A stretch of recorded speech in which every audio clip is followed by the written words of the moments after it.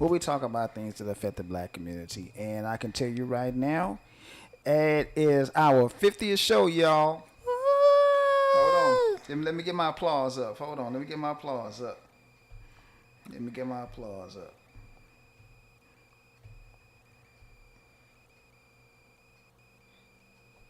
And then we'll go to a commercial. Okay. Anyway, it's our 50th show. It's our 50th show, y'all. Yes, the Big 50. Isn't that something? I turned the Big 50 today. I mean, this year. And this is the 50th show. It's nice, man. It's nice. It's nice. Beautiful. And and I've always said this, man. I really enjoy doing this show with this lady, man. I really do.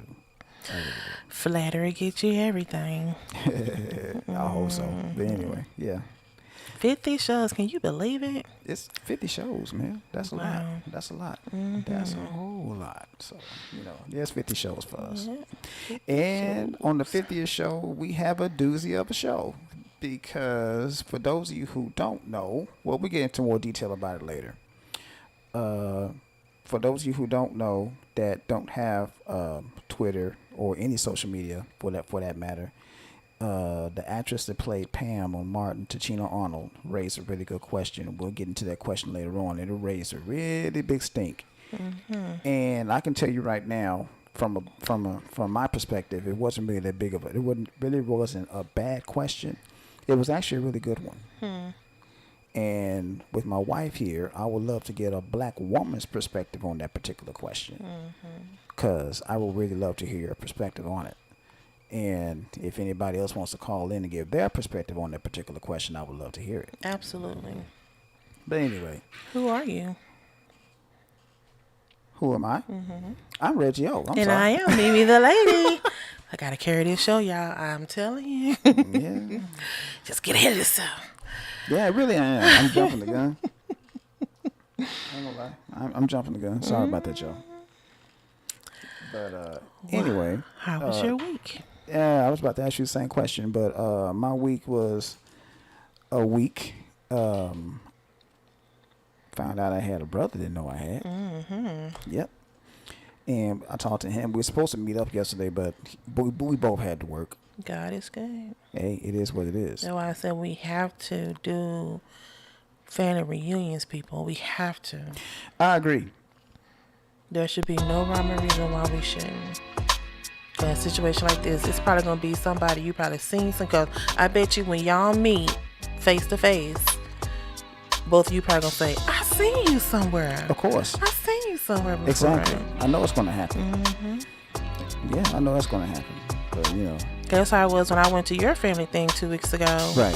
And kind of find out, everybody who said that either they live somewhere over here, right, work somewhere where I go. So we got a cousin. Like, we have a cousin that works in Parkland. Yeah. That's crazy. Probably saw it. All three of my grandchildren were born in Parkland. I probably saw it. Didn't know who I was looking at. Right. Well, my week has been a week. Work-wise, it was a week. But I want to do a couple of special shout outs to a couple of ladies and young men in my life. Okay. On the 19th, we celebrate my baby sister Angela's birthday. Happy birthday, little sister. Many, many more. She really didn't want to do anything, but we still went out and ran a couple of errands and stuff like that a couple of days later. But happy birthday to her. Yeah, yes, happy birthday to my sister-in-law, Kimberly. Today is her birthday. Happy birthday, sister-in-law. Hope you had a good time at lunch today. And tomorrow, Monday, my brother is graduating from college.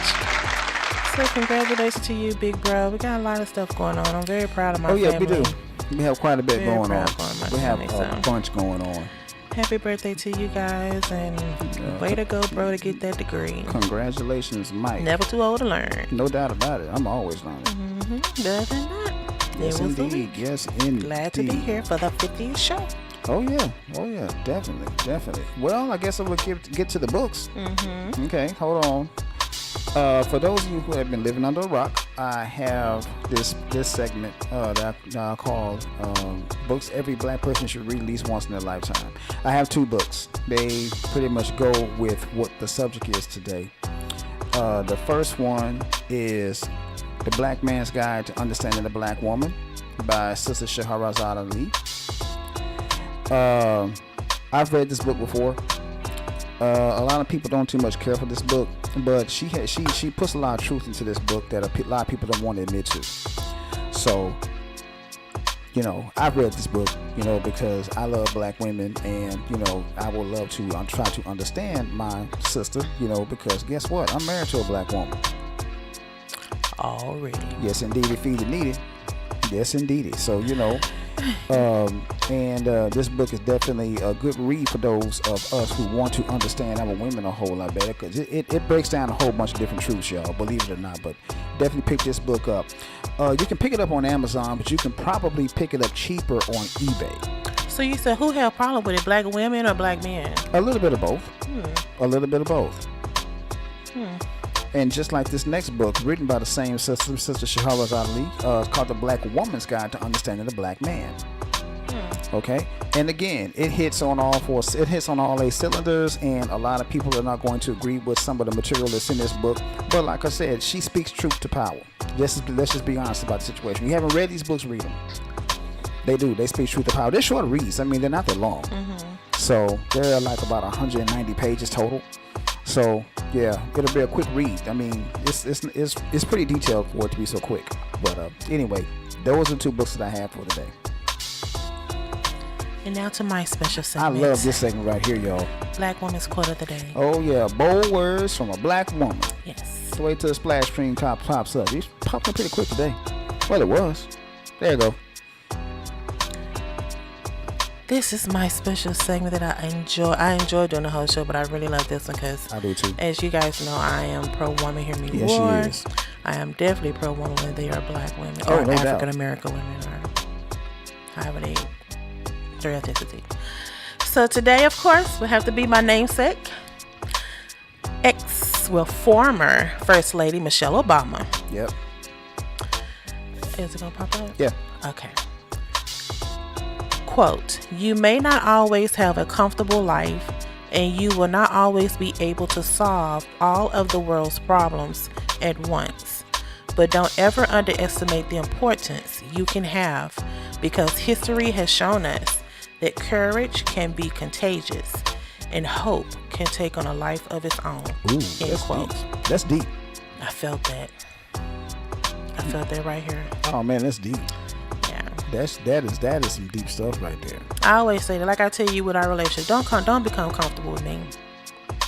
Don't become comfortable with me. I always continue doing what you was doing to get me. I'm gonna try to continue doing what I was doing to get you. I mean, I want us to be settled, but I don't get comfortable. Right. Because there's always a chance that one of us might get bored. Well, why do you think I keep buying you flowers? He does. They be so pretty. Yeah. But yeah, I mean, to me, a comfortable life could mean a lot of different ways to other people. But to me, just don't be like, well, she not gonna mind. Don't be like, just try to prejudge me or try to read my mind. Don't do that. This is how I'm taking this. And it's like, to me, this goes in your personal life, work life, professional life, whatever, like friendship life. Just don't get comfortable. I always, like my grandmother used to say, if you're the smartest person in the room, get some more friends. And I remember a teacher used to say that as well. Yeah. Oh yeah. And I live by that creed. And to me, that's also kind of like elating to this statement from Michelle Obama, because it's like, always try to reinvent yourself some way or another. Right. Like the other day, I just did a couple of things for a friend of ours' wedding, and I was just doing it, because I was excited that she even asked me to help. Right. But then I started thinking to myself, I possibly could do this, make me a little change. But see, it's like I'm steady evolving, and it excited me because I did it, and they came out better than I ever thought they would. I'm just gonna be honest with you, babe. I think you did a really good job on those things. Thank you. And Thank you. Oh, you're welcome. I have always told you, and you know this to be true, that you have a gift.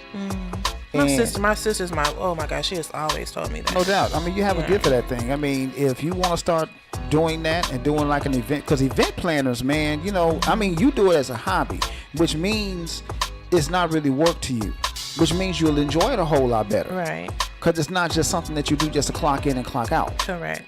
You know, it's kind of like me and my artwork. It's something I love to do. Right. And it's not like, I guess you could say it's my passion.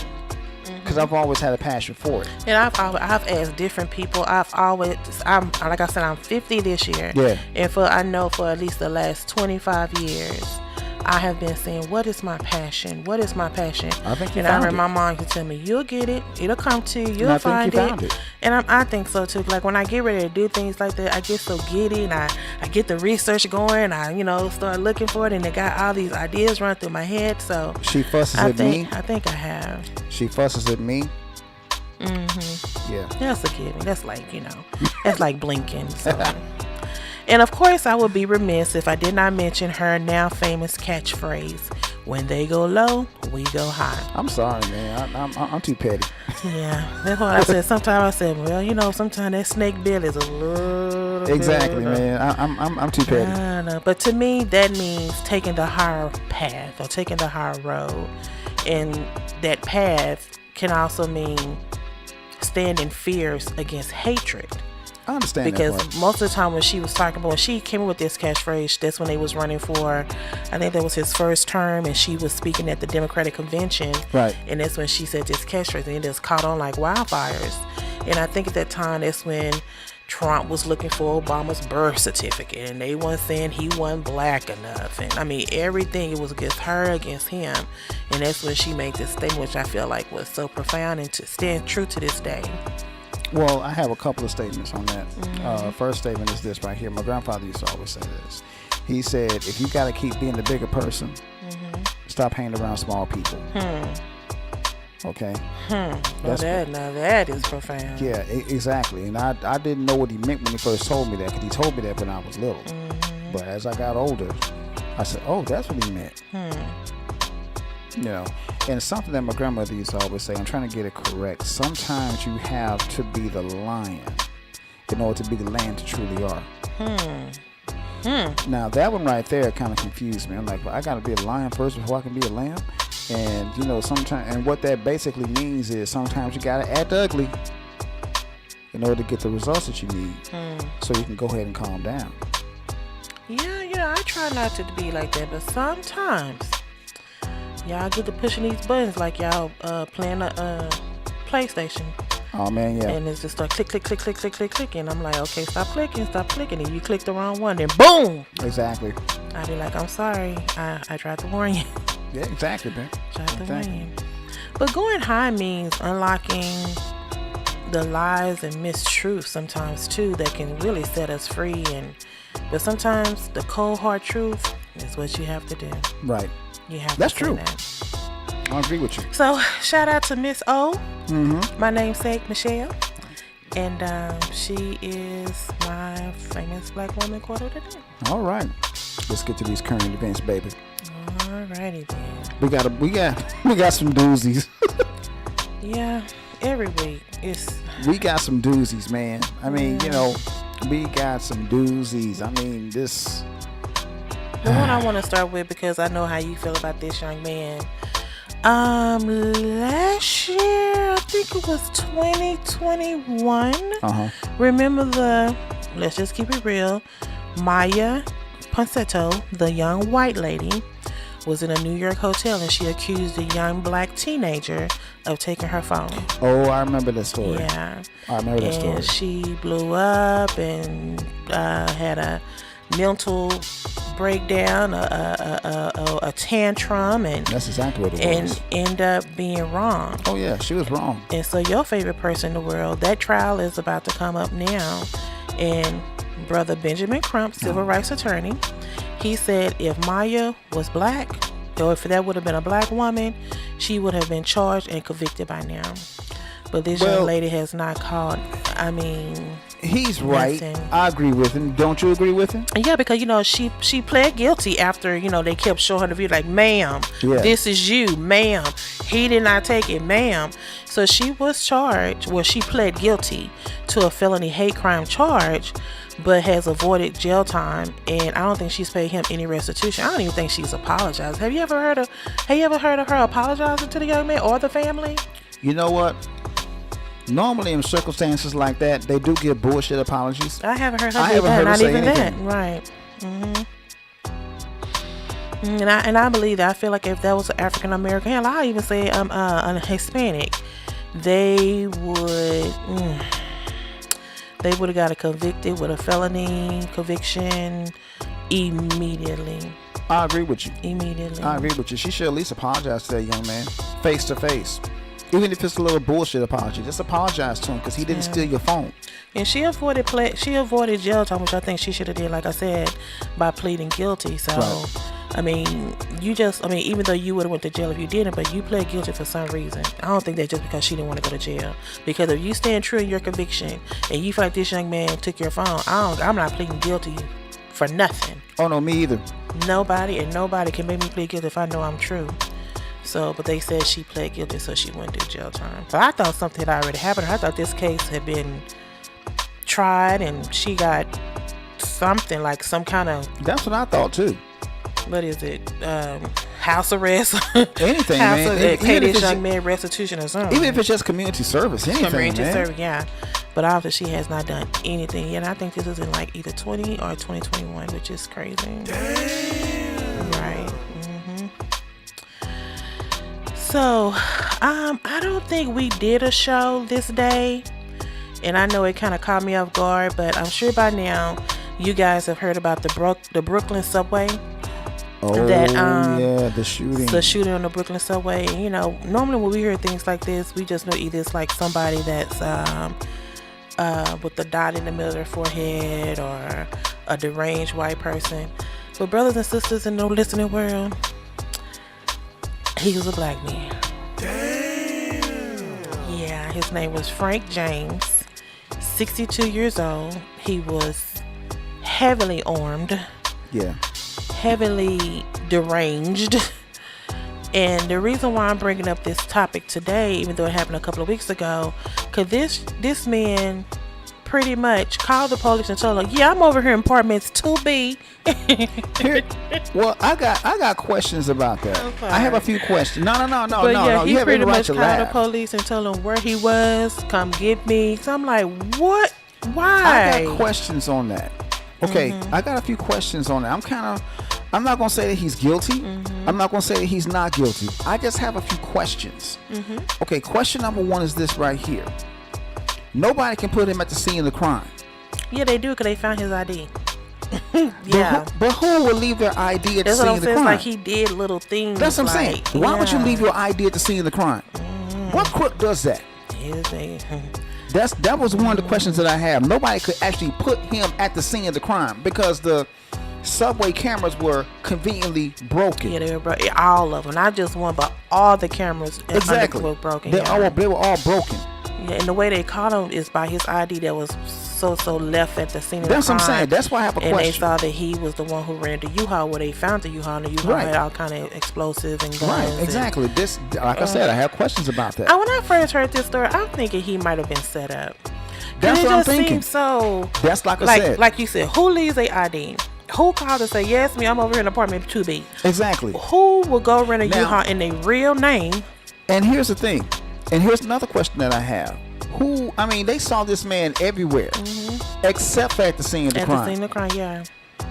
And he has a Facebook and all his social media. He has so much propaganda on there. And it just amazes me how these people say all this stuff. Like, you be talking about how you get in Facebook jail and stuff like that. All the time. And so this man has some weird, crazy stuff on all his social media. But I don't think he's never got, like, Facebook jail or taken down or anything for it. But now that he's going there, now they talking about how, his account said this and his account said that. So I thought we had somebody out there in Big Brother land that watches stuff like that. But why is it now coming up now that he done got caught? They're supposed to. That's what I'm saying. Because like I said, the stuff that I said on Facebook, and I told you about that, was mild compared to what he said. So this is his statement. I'm just going to read this verbatim as he said it. I've been through a lot of shit where I can say I wanted to kill people. I wanted to watch people die right in front of my fucking face immediately. But I thought about the fact that, hey man, I don't want to go to no fucking prison. Well, sir, welcome to hell. I mean, because you're going with gasoline draws on. And this is why I have this is why I have questions about this particular story. This is why I have questions. Oh, before we go any further, man, I forgot to call you a lovely lady.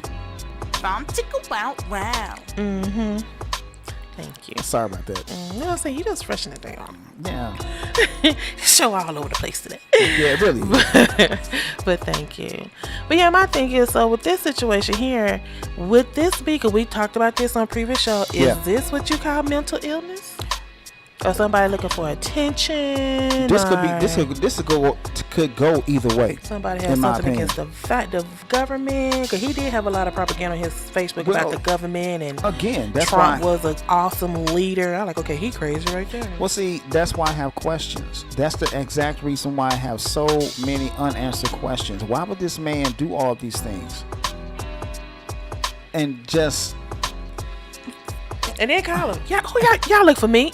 Come on, y'all right ain't found me yet. I'm over here. Exactly. Who does that? I don't know. Who does that? And that was the reason why I brought this story, because it doesn't make sense. It's like either he is covering for somebody, or this is a very, very deranged case of mental illness. I agree with you on that, man. Yeah. But like I said, I'm on the fence about that because I have too many questions. Unanswered ones at that. Unanswered, exactly. So. And like I always say, I wish we can have these people call into the show, because can't nobody tell us what's going on but them. Yeah, exactly. But good luck, Brother James, Brother Frank James. I hope it all work out in your favor. You get what you want. I know that's right. What else you got, babe? The National Urban League says the state of Black America is grim. Well, you don't say. Oh, really? Now, when did this happen? Oh, shit. Did this just happen? Did this happen a while ago? Did it? Did it? I don't know. Huh. Well, according to, again, the National Urban League, they feel like Black people have not made any, quote-unquote, ANY progress in life. What have I been saying since we started this show? Black people own 1/2 of 1% of this nation's wealth and resources. It's been like that since we were taken out of the chains. It hasn't changed. I kept saying it. And now the National Urban League is saying it. Right. It was a part in here I wanted to read that kind of caught my attention. It was so profound that they felt like this. And I mean, we see it. We know that we do the same job as a white person or whatever person sitting next to us, and they get maybe 3 times the dollar that we're getting, and they're living longer than us, and they have better health care than we do, and our young men, Black men, are dying because of homicide, and their white men is dying because of suicide, and I mean, honestly, it's it's like you're right. You're absolutely right. We're just out here trying to survive, but for them to feel like that it's grim, for lack of a better word, when was it prosperous? When did it look good? Well, it's like, and again, I'm going to go ahead and say it again. I've been saying this since day one, since we started this show. Black people have not moved the needle at all. I mean, and it's not our fault. This is all by design. And the National Urban League is just not seeing this. Come on now, this has been... Well, of course, a study was done. And the study showed these results that, even though we all start out on the equal playing field as far as preschoolers, but eventually, our classrooms are filled with minority teachers who are either inexperienced, less trained, or even uncertified, who really don't know how to teach us according to other races in other districts, to make sure that we're still in the same playing field as far as education, which leads to higher paying jobs, attending colleges and attaining a higher paying job compared to, like, we go to school with Susie the same time we go to school. When I get out of college, I can apply to be a nurse, but she can apply right straight out to be a doctor. I can honestly tell you, to piggyback off of what you just stated, I can recall back when I was in high school and I was getting ready to get out of high school, my school counselor, even though I was like up there, and in some cases surpassing the white children, in my class, in my graduating class. There's always been a couple. Oh yeah. Oh yeah. She tried to get me to go into the military. Yeah, it's like they downplay you. Yeah. Yeah. And that's sad as a counselor. Yeah. She tried to send me to a trade school into the military. Mm-hmm. I'll never forget that. I'm like, no. I want to go to college. You know, let me know something about these scholarships and stuff like that. And the only reason why I got a chance to attend college the way I did, because I looked up the scholarships and stuff like that. I had no help from her. Now, my white counterparts, they knew all about the scholarships and everything, and they applied for them. Why? Because the counselor told them, didn't tell the black students anything. Right. So I can attest to that. That's very true.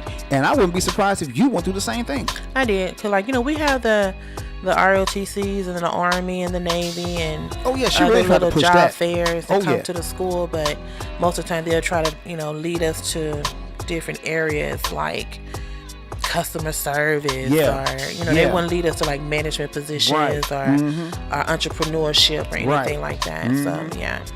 But the one statement that was made that I wholeheartedly agree is, it says, quote unquote, in the area of wealth, we've seen almost no change. It hasn't changed since the civil rights days. Again. And it says the wealth disparity has gotten wider. So, of course, like I was saying, you making $3 than me, and I'm doing a whole job than you are, and I'm working late and trying to prove myself, and you come in, do 2 days, 2 hours, be like, done for the day.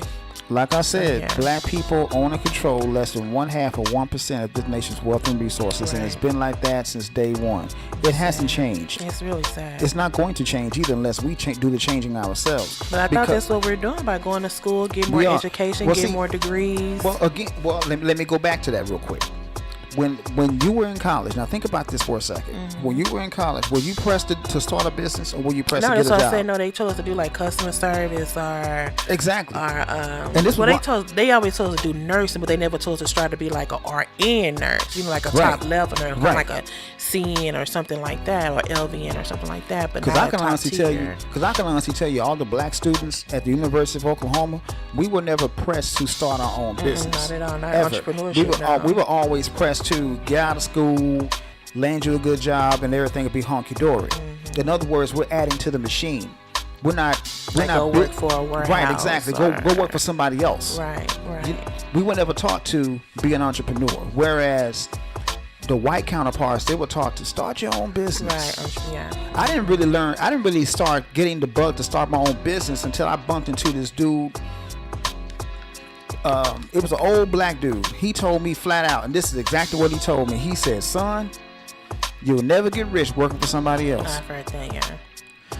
That's exactly what he told me. And that's when I said, you know what? He's absolutely right. Because as long as I'm getting a paycheck, I could lose my job. The paycheck stops. No matter how much money I'm making. I mean, true enough, I had some savings or whatever, but that savings is going to eventually run out. And I've experienced that firsthand these last 2 years. So, and that's exactly what I'm talking about. So, we have to teach this is where parents come in, and the older generation comes in to teach these younger people, build generational wealth. So that way you won't have to worry about working for somebody else, and your children won't have to be worried about working for someone else. Right. That's the whole point behind generational wealth. So, anyway, I'm off my soapbox now. But once I read the article, I was like, what are they talking about there? And I kept reading, I was like, man, that is really sad. What I've been saying. I told you I've been saying it. But he said since the civil rights. Actually, it's been longer than that. The civil rights was in what, the 60s? The 60s. It started in the late 50s. And here we are in 2022. And it's getting wider. It's not getting closer. It's getting wider. Right. And it's actually been longer than that. Wow. It really has. It's been longer than that. Well, I wish somebody can tell, because, you know, I'm thinking I'm doing a chain of command. Go to school, be a good person, be a good citizen, get a degree, go to work hard. You did what you're supposed to do. Go up the chain, you know, get the different levels of. And you did what you were supposed to do. But here's the thing: they were taught to get a job. You were never taught to start your own. Right. Exactly. And that's the problem. Exactly. That's the biggest problem right there. We were never taught to get our own. We were always taught to work for someone else. Right. Well, let's get a little ha-ha hee-hee in here for a minute, even though this is totally disgusting. All right. A white reporter slams Anthony Mackie and Monica for attending the CMT Awards. Quote unquote. Quote unquote. This is not Wakanda. The CMT Awards featured fan-voted country music videos and live performances annually on the CMT channel in Nashville, Tennessee. And of course, I know there has been some country music artists like Charlie Pride and what's the one from Hootie and the Blowfish? And, Darius something. right, and then there's a new guy named Jimmy Allen, which I heard his music and I really like him. And so this reporter was so not understanding why black people or black artists was even on the show, as long as performing or even hosting, quote unquote, Anthony Mackie. This is what he said. There were so many black people there. Sorry to say, but so many black celebrities who have nothing to do with country music. And it's like, why? Let me read one more thing. He said, I don't even know who this black guy is who's hosting. It's supposed to be the country music.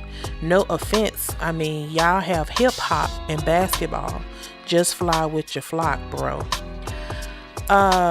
Now, we would have said that about a Eminem or a Machine Gun Kelly. What's the one that has a long the rocker everybody play with? Kid Rock. What's the white group that Run DMC did they song with? Aerosmith. So what if we would have said that about all of them? We would have been entitled racist. But see, here's the thing about that. He's a racist. Absolutely. I'm gonna tell you why he's a racist. He's a not only is he a racist, he's a dumbass racist. And what makes it so bad? This is. I kind of look at snippets of because he showed snippets of it on his little podcast, or whatever. It was 4 black people. With a room of maybe 200 or 300 white people, it was 4 black people. Well, that's 4 black people too many. And only 2 blacks perform and 1 hosted. Well, see, that's 4 black people too many to him. That's crazy. Well, see, let me get what's this reporter's name? Is his name? Did you get his Patrick name? Howley. Okay, Mr. Patrick Howley. Let me give you a little bit of a history lesson. Black people invented country music. Say it again. You want me to say it again for the people in the back row? Say it again. Black people invented country music. So, black people have every right in the world to be at the Country Music Awards. All right?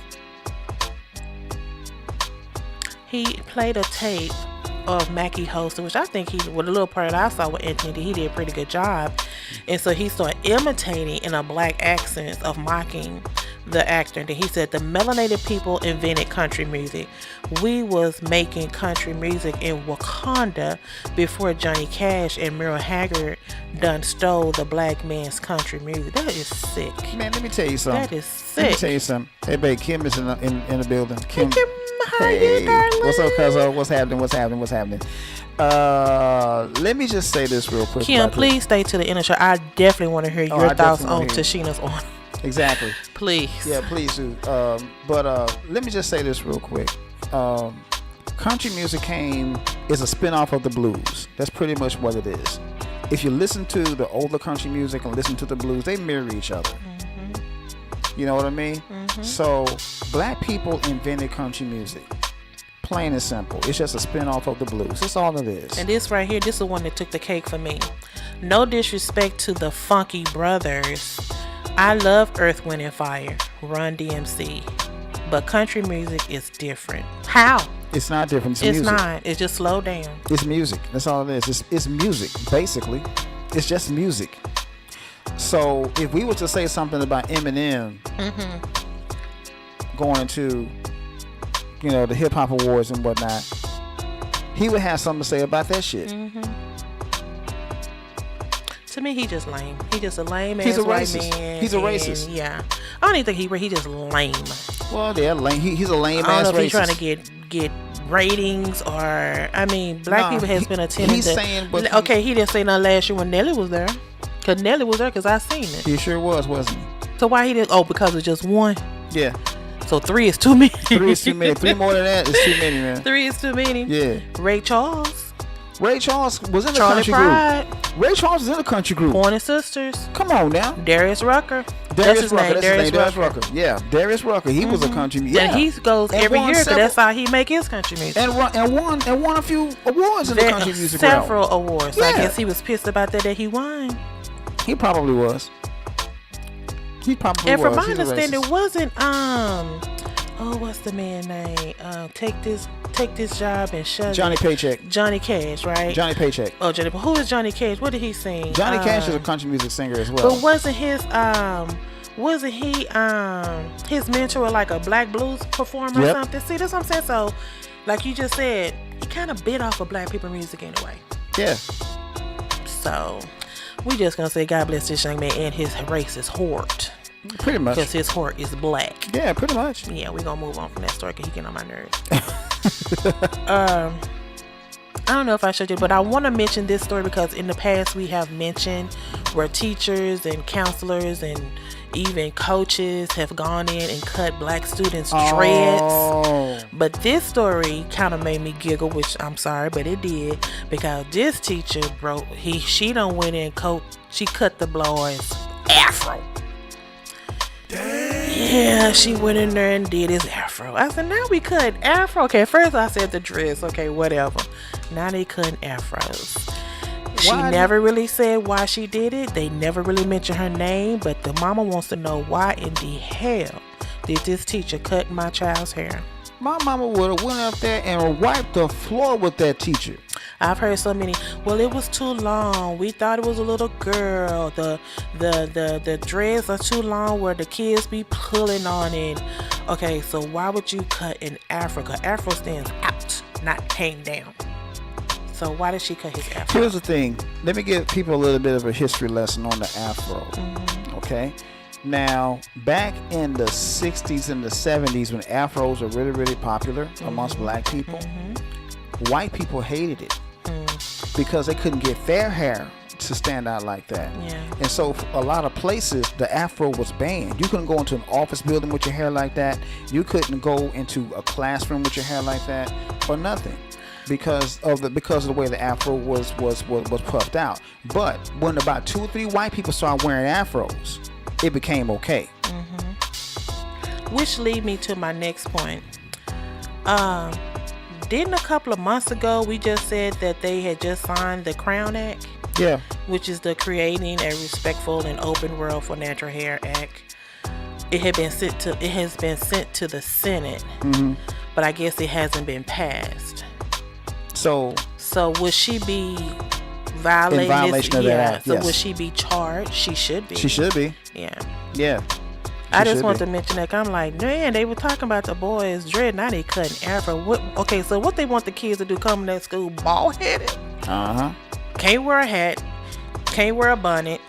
Can't wear dreads. Can't wear braids. Now we can't wear afro. What can we wear? Well, the hat and the bonnet I can kind of sort of see. Well, Kind of sort of. I said kind of sort of. Yeah, that's a yeah. I said kind of They sort make of. some cute bonnets these days. I ain't gonna lie. But you won't catch me wearing that. I mean, if I'm running somewhere, I'm running right back to the house. And if I do have on one, it's cute. Yeah, I was just about to say that. My wife got some But cute yeah, bonnets. I don't know. This story kind of tickled me a little bit. I'm like, damn, what can these kids wear to school now? They already took y'all from wearing Nikes and Jordans and polos and all that to wear uniforms and generic shoes. Now you can't wear your natural hair. And his moms, he had 2 moms, and they were saying that he was so proud of his afros. He had already told them what he had planned to do with it because it had took him a while to grow it out, and now he had to start all over. So once they put the story out there into the atmosphere, a local barber, well-renowned barber, came over and gave him, a nice cut up and clean up so he can start school because he changed school to go to a new school. Now he got to start his afro all over again. That's crazy. That's messed up. But black people have always had problems with their hair. Not problems, but issues from others with their hair since slavery. So yeah, I agree. I guess it's a given. I agree. Moving on. Moving right along. Quote unquote, you handcuffed my daughter. Charlotte Citizens Review Board sides with teacher on mistakenly identity detainment where officers held her at gunpoint after someone misspelled the suspect's name. Yeah, this story, she's a 3rd grade teacher and she was sitting in her car in front of her house and the police ran up on her and pulled her out the car and arrested her because they had got a call that they was looking for a Jasmine Horn. Wow. But instead, her name was Jasmine Horn. And then what made it so funny, you know, I looked at the video. I'm kind of torn. I'm still upset because they did this in front of her home, and she kept trying to explain to them that her name was Jasmine, not Jasleen. My name is Jasmine. And, you know, she didn't lose her cool. She didn't spit at them, cuss at them, or anything. She was just breathing. You can tell she was trying to calm herself down. Right. And I admire her for that. But then when the story finally came out, which kind of made me go like the rock on them and raise my eyebrows. They said that now, at first they were saying they were looking for a Jasleen, but then they said, well, we were looking for a black man. Okay, here we go again. We did a story like that last week where they said we were looking for a black man, and it was a black woman get out the car. So it's like, you know, in her defense, in the police defense, I'm just gonna play devil's advocate here. You know how we as black women, we wear our hair pulled back in the little ponytail in the back, so she didn't have no hair. So that's probably why they thought it was they were looking for a black man. No, man. Yeah. No. Nice try, babe, but nah. Yeah. Nah. No. They were just being assholes. Yeah. That's all it was. Being racist assholes at that. Yeah, and then she did it. Her mom and her grandma was there, and they kept coming out saying, what are you doing? What are you doing? Yep. She's a teacher. She's an upstanding citizen. Oh, they don't care. What are you doing? They don't care. And they kept saying, we were just trying to do that. Like, they really never apologized, but they tried to justify what they did. Like, that's the first thing they're going to try to do. We got this report that it's this name, blah, blah, blah. But I hope she get the restitution that she needs, because she has filed a complaint. So good. Shout out to her, and I hope everything works in her favor, because I know that's embarrassing. I hope it don't does nothing to her record. Like I said, she's a teacher. Right. And that's kind of harsh. Really harsh. Now, this one right here has touched me as well. Quote unquote, what are they doing? A Wisconsin man suffering from suicidal thoughts called 911 for help. He was pepper sprayed, tased, and placed in chokehold before dying 4 days later. Yeah. A Wisconsin mother has filed a federal civil lawsuit against the local sheriff's department after her son died in police custody for a mental crisis report. He himself called 911. He himself, meaning Malcolm James, he was 27 years old, called the police saying that he was having suicidal thoughts. And when the police arrived, they saw that he was pouring gasoline on himself and cutting himself. Like, I guess he was having a mental episode. Yeah, he was cutting himself and also like setting his clothes on fire. And I'm thinking maybe was it a pallet cloth, but no, it's the clothes that he had on. He was setting his clothes on fire. So this is the part that got me. They arrested him and charged him with arson. How he was setting himself on fire? He was setting WTF. Right. So I'm like, I thought arson is when you set like another house on fire, somebody's house on fire, a building on fire, but he was setting himself on fire. So, and the part that touched me is that he recognized that he was having a mental crisis and he called for help. They came and got him, and in the video you can see they pressed him down, they had their knee on his neck, of course.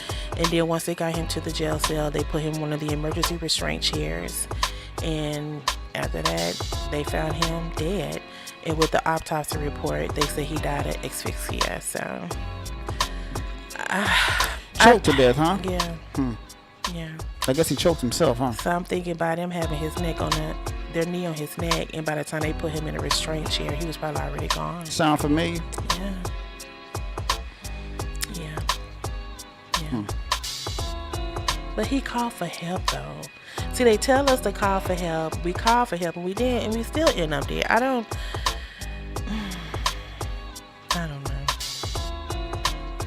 Again, here we are trying to follow the chain of commands. That's what you call. Try to do the right thing, and then here he is dead. But see, babe, that's what you call a catch-22 situation. Damn if you do, damn if you don't. Well, shout out to his mother, because she said that, she had her child for 27 years, and now he is gone. So she's filed a complaint as well, and I hope it all work out for the family. Sorry for their loss. Oh yeah, sorry for their loss. Sorry for your loss, man, because that was just ridiculous. That was completely uncalled for. And here's another story, quote unquote, why such a violent, excessive use of force? Body cam footage shows California officer emptying his clip and reloading while firing at a grandmother who hit his vehicle. Now this story, this story is kind of weird because she's a black older female. She was driving her car and she ends up inadvertently hits a police car. And he tried to make her stop. She put the car in reverse and took off. She got scared. And by her doing that, she knocked him back into his car. So by her doing that, he just unloaded his car. He was pissed off. Yeah, that pissed him off. That pissed him off. That's all that was. Yeah. And so now her family is trying to understand, first of all, what happened, why did it get that far, why did it go that far, and why did you have to unload your clip and restart a new one. So it's like it's getting worse. I thought we have already said through all the different circumstances that we've been through, all the different Floyds and Breonna Taylors and what's his name, the one that was in the car with his wife. The one with his wife or the one with his daughter? Well, his wife was in the front, his daughter was in the back. Philando Castillo. Philando. When are we going to start getting these officers some sensitivity training? I don't think it's going to help. I'm just going to be honest with you. It's been years I don't think it's going to help. Like it's not getting no better. Now, I've heard people say that very same thing. And to be honest with you, I don't think that sensitivity training is going to help. Mm-hmm. What they need to do is start vetting these cops out here, because a lot of them are white supremacists. They need to vet those people, because I can pretty much guarantee you that with the way things are situated now, everybody pretty much has a social media page. Almost. I'm not gonna say everybody, but almost everybody. Majority. A lot of folks have a social. Yeah, that's a better word. The majority of people have social media. Most people put everything on their social media pages, including racist rhetoric. Yeah. They need to start vetting these race soldier police officers out here, because that's exactly what's going on. Right. They're not vetting them, and that's the problem. And what's so funny, this story also showed that once the officer got situated in his car, he told the dispatch that he lost sight of the vehicle. Right. So they go on to do their little helicopter watch, which is, they have cameras throughout the city. So they turn the cameras on looking for her car. And then here's another story. Here's another one saying that, they were saying that they're looking for a 50-year-old black man. I'm like, so okay, now all of us can't look like black men. No. I mean, come on now. Every black woman do not look like a black man. I know you don't. And so the cameras finally caught up with her, and that's when he unloaded. That's when he reloaded and took her out. That makes absolutely no sense. I'm sorry. It makes no sense whatsoever. I mean, somebody help it make sense for me. Please. I'm with you on this one. I agree with her family. It's like, why they have to be so excessive? That's what you call excessive. That is excessive force. I mean, he didn't have to empty the whole clip. I mean, depending on what kind of gun he had. Let's just say they had a Glock 19 or a Glock 23. Yeah. He said no matter what was going on with her, even if she had committed a heinous crime, he didn't have the right to shoot her that many times. Yeah. Or shoot at her that many times. Come on, man. She never threatened him. Yeah. She didn't dump on the police or nothing like that. The only thing she did was accidentally hit him. That's it. It was an accident. If anything, give her a traffic ticket. Didn't have a broken leg. Pretty sure your car wasn't that damaged, but you was able to get back in it and drive it. So, right, again, exactly, man. Peace and blessings to the family. Yeah, I hope they get some kind of justice. Yeah, I hope they get some kind of justice. What you got? I mean, hopefully the police will get those. Don't be on desk duty and then move see, to here's another the thing, department. and I've always said this, right here. What they need to do is start hitting these cops and these police unions in the wallet. A lot of this shit will stop. I promise you it will. Yeah. Hit them in the wallet. I don't know. Well, it's a feel good story, then it's a negative racist story too. All right. Quote unquote reverse redlining. 3 women file class action suit against online for-profit school Walden University, claiming it exploits blacks and women earning doctorate degrees. Yeah. A class action suit has been filed against an online university claiming it has predatory practices that target blacks and women. it said that they try to show these, which I have seen the commercial too, where they tell them they can come and get their doctorate degree, don't have to do all that time, and they can get it for less than $1,000. And then once they, attend the school, get signed up, they keep adding courses onto their docket and say, no, you got to take this course, you got to take this course. And in the meantime, they're adding on more fee to have to pay for those courses. So that's called false advertisement. Exactly. That's not being racist. Exactly. That's just lying about what you can and what you can't do. But they said they only do this to black women though. Sometimes, like this one lady, her name was. Oh, that happens to black people all the time. Come on. Carl, she's from North Carolina. She's her and another white cohort started at the same time.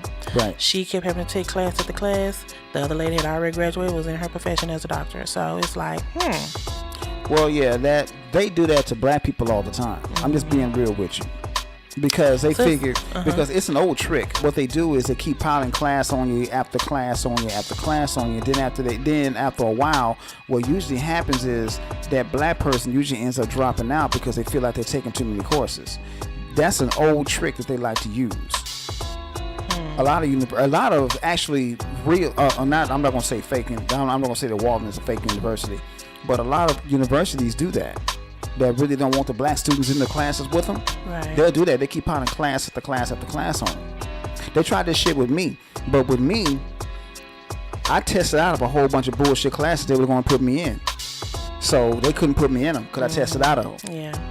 That's sad though. I mean, we're already working anyway. We're trying to go to school to further our education. Right. And you put these ads on TV saying that you can help us obtain that degree. That's false advertising.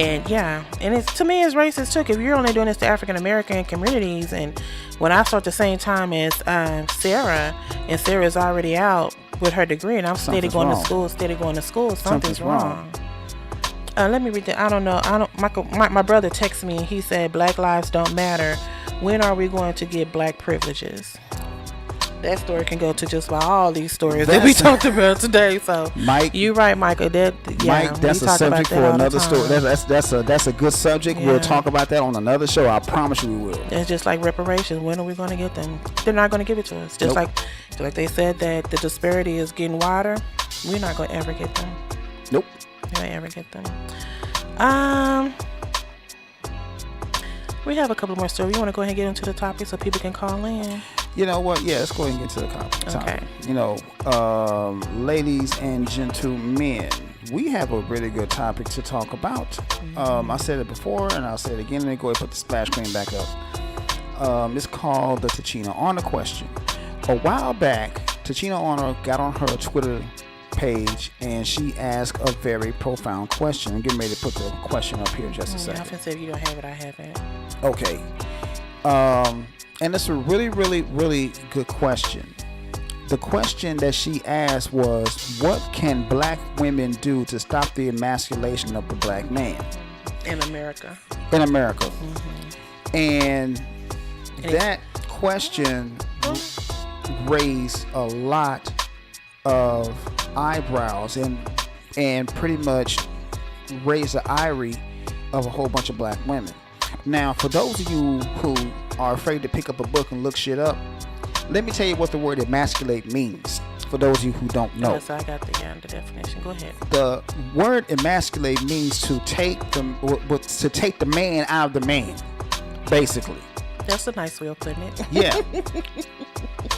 You're taking away that man's manhood, basically. You're taking the man out of the man. Mm-hmm. That's what you're doing when you emasculate the man. You're taking the man out of it. Mm-hmm. Okay? Which society in general, and especially in the media, because we did a show similar to this last week, where they try to effeminize the black man so much. So that's why they keep promoting people like Billy Porter's no talent having ass. So, and that's, and that's what emasculate means. Okay, for those of you who don't know. All right. Now, what can black women do to stop this? That's a good question. I thought it was a good question when I first heard it. Okay.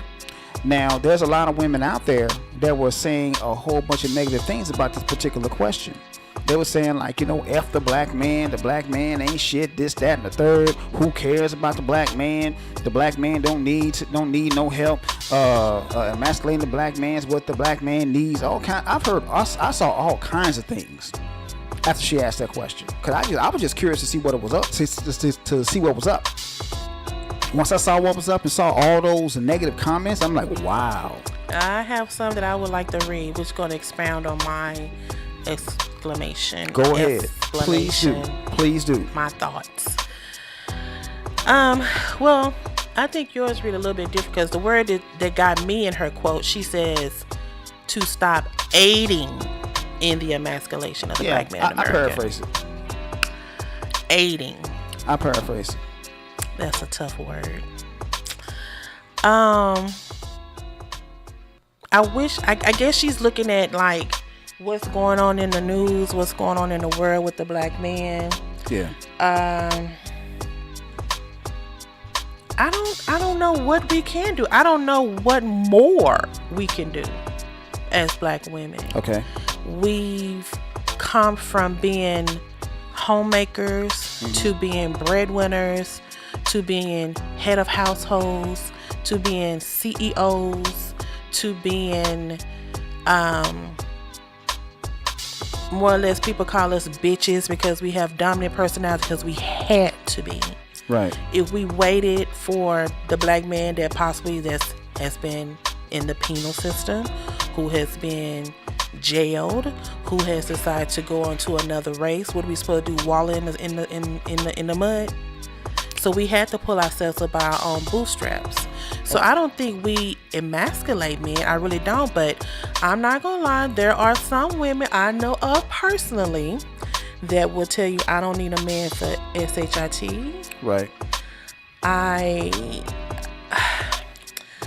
Let me give you my definition of emasculation, because I was just like, what does that mean? What does that mean? Mm-hmm. To deprive of strength, spirit, to weaken.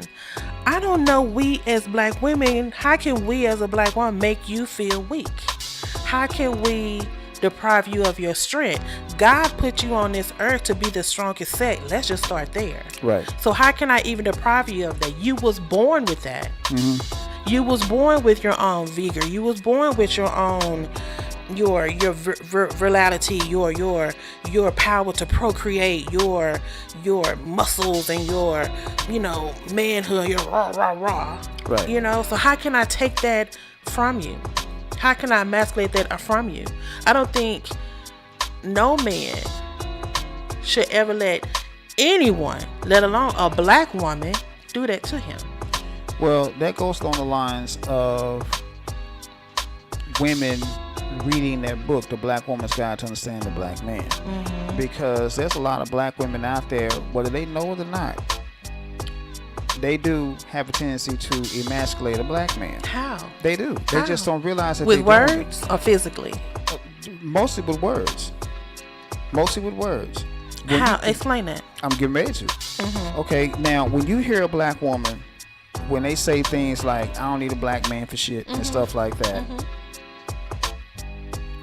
the black man is going to say, oh, you don't need me for anything? Okay, deuces. Mm-hmm. Be independent. I have no problems with an independent woman. I'm married to one. Mm-hmm. But there's a lot of women out there that's too independent. And when they get with a man that doesn't mind, let me finish. And there is a such thing as a woman being too independent. No, it's not. Oh, yes, there is. I don't agree. Oh, yes, there is. Nope. Okay, you can disagree all you want, but it's the truth. Mm-mm. There's a such thing as being too independent. And let me explain why. Okay. If you have a man that's in your house, and let's say you and this man are married and whatnot, mm-hmm. somebody knocks on the door. Mm-hmm. The man gets up and answers the door. First thing that woman does, I can answer my own damn door. That's being too independent. Okay? Now, if you got a woman that's out here and a man says, okay, babe, let me get that for you. They're out and about, whatever, and they're spending money for God knows what reason. And the man says, hey, baby, let me get that for you. I can buy my own shit. That's too independent. Nobody asked you, could you buy it? I'm just going to do it for you because that's what I want to do. There's a lot of women out there that want to be the man in the relationship. Okay? That's emasculating a black man. Why? Because they've been by themselves for so long that they feel like they don't need a man in their life. Because they've been doing it on their own for so long, they feel like they don't need a man. Only thing they need a man for is one thing and one thing only. Sexual gratification. That's it. And really don't need you for that. Let's just be honest. And I was getting to that too. I was getting to that as well. Okay? And so, again, that attitude right there, that's what emasculates a man right there. How? That's just my... So you mean to tell me my words... No. And how I feel... is going to emasculate you. Yep. To make you feel like if I say I don't need a man, that's just how I feel. You don't know what I've been through. You don't know how many chances I probably done gave a man, how many times I've been married to a man and he done did me wrong, left me with 3 or 4 kids to further my own. When I call him asking for money, he instead of taking someone else on a trip to Cabo and your kids over here don't have no shoes. So you don't know where I'm coming from. But I understand all that. Hey now. I empathize with every single thing you just said. But how is that too independent? That's just where I got to be. No. You don't have to be that way. Yes, I do. Because if I depend on a man, I ain't going to have nothing. Because I've been there and done that. Depends on the man. Okay. It depends on what kind of man you got. You're right. It depends on what kind of man you got. But at that point in that headspace, when you open that, you try to buy that lady something or open that door for that lady, you don't know what that lady headspace was.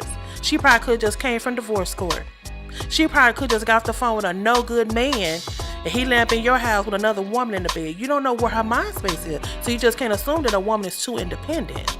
There's no such thing. Oh, yes, there is. Independence is independence. Oh, okay. Our grandmothers and our foremothers have raised us. A man is good to have because, like we said last week, my great-grandmother and great-grandmother had to, for lack of better words, depend on a man. Because at that time, they was getting married young, having children young. Black women weren't doing nothing but being mammies or maids to white women children. Okay, the black man was going into the field working, making majority of the money. Okay. Now, do you think? Let me go back and add on to this story. Even though they were mammies and housekeepers and maids, some of them men, I'm not gonna say all, some of them were cheating.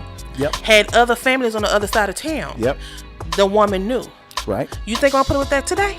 Of course not. This isn't. So does that make me too independent? But still, no. That has nothing to do with independence. That just go to show what yes, you. Yes, it does. Because I could have went out to South North Dallas and got me a maid job at one of those Ross Perot's estates or Jerry Jones estates and be just like my grandmother and let you be the majority breadwinner and let you tell me when, why, what, and what I cannot do.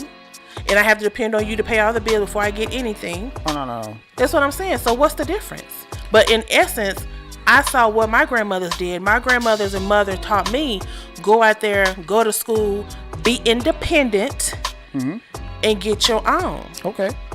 I don't think there's a such thing as being too independent. Okay. I'm sorry, that's where we differ, sweetheart. I'm sorry. Okay, we can differ on that. We can have different opinions on that. And what is too independent? Because I tell you, I don't need you to buy me nothing. No. I just look at it like, shit, my baby got it. That's how I look. If I was a man, I look, okay, baby, you got that. Go home, baby, go. What they call it? What they call it? Shot caller, big baller. I just laugh it off and thinking, my baby got it. Because if I need, I know. If I ain't got it, she got it. Exactly. And that's what we said we gonna have between us. Precisely. I mean, so how is it too independent? Okay, it's.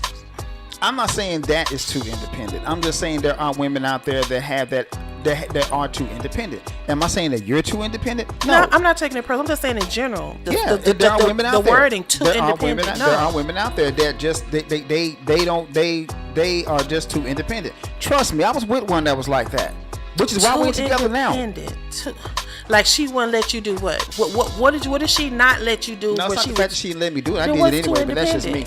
I'm hard-headed, but anyway, you know that. But anyway, I don't want to get into that because she ain't here to defend herself. But I'm not gonna get into that. Okay. So, but anyway, like I said, it was just a lot of things that transpired that made me feel like, okay, you know, she listened to the wrong people. Because she would like hear people say stuff like, it's okay if a man does stuff for you, but don't let him do everything for you. I'm not trying to do everything for you. I'm not. And that's the way she saw it. She thought I was trying to do everything for her, and she felt some type of way about that. I wasn't trying to do everything for you. She felt some type of way, or was she insulted? A little bit of both. Feeling some type of way means being insulted. And she said that to you? Yeah. So again, I'm not gonna get into that too deep. That's no whole other subject. But anyway, Anyway. But like I said, there's a lot of women out there that emasculate men and don't know if they're doing it. That's all there's to it. That's all I'm trying to say. We, as me speaking as a black woman, how do we know we're doing that to you? We're just living our lives. We've come a long way in this society. We are we are more independent than our four grandmothers and mothers were. I agree. So I don't think there's anything about emasculation. I really don't. I just think that is where my sister always say this: 2 incomes are better than one. I agree.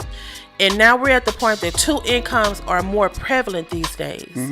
So why wouldn't that look at like a glorious thing? No. Not as being, I'm just saying, not as being, oh, she's too independent or I can't do anything for her. Some men will take that on as we're in this together. Yep. We're 50-50. Right. Some men will get offended by, yeah, she make too much money, man. We ain't gonna have that. That part right there, I don't understand. Well, so that's a weak man right there. Now, would they consider him weak, or is that the woman emasculating him? No, he's just weak. Plain and simple, he's just weak. That's all it is. That's a weak man. So what are you saying? So like when a woman emasculate a man, does that make him feel both like embarrassed and ashamed of himself as a man? That's exactly it. He feels less than a man. Now, I will say this though, and we both seen this ourselves. How many times have we seen a woman stop at the gas station? She gets out and pumps the gas. And that sorry ass dude sitting up in the passenger seat, not doing a damn thing except playing on his phone. How many times have we seen that? So in a situation like that, what am I supposed to do? If that was me, if you was in your car and you saw me and I get out and pump gas, what am I supposed to do? If I done asked him, he said, I don't feel like it. Well, I'm supposed to just sit there? First of all, you know me. You know good and damn well. I'm not talking about you. No, let me finish. First of all, you know me, the person. Whenever we stop at the gas station, who pumps the gas? I'm not talking about. No, let me answer I understand. the question. Yeah, you do. Exactly. See, that's what and I was using me as an example as to what a man is supposed to do. So by him not getting out door, he's not a man. I didn't say that. So what are you? What I'm saying is he's a man. He's a sorry one. Because he could have a broke leg. Damn that. No. He could be dead dog tired. He just got off work. I just picked him up. I've been at home all day. No, not an excuse. There's different situations. Not an excuse. I'm not making an excuse. I'm just saying. The broken there's leg. different parables. No. Damn all that. Okay. So he got a broken leg. He's supposed to get out pump gas with a broken leg. Let me finish, please. If he has a broken leg, that's the only exception to the rule. That's the only exception to the rule.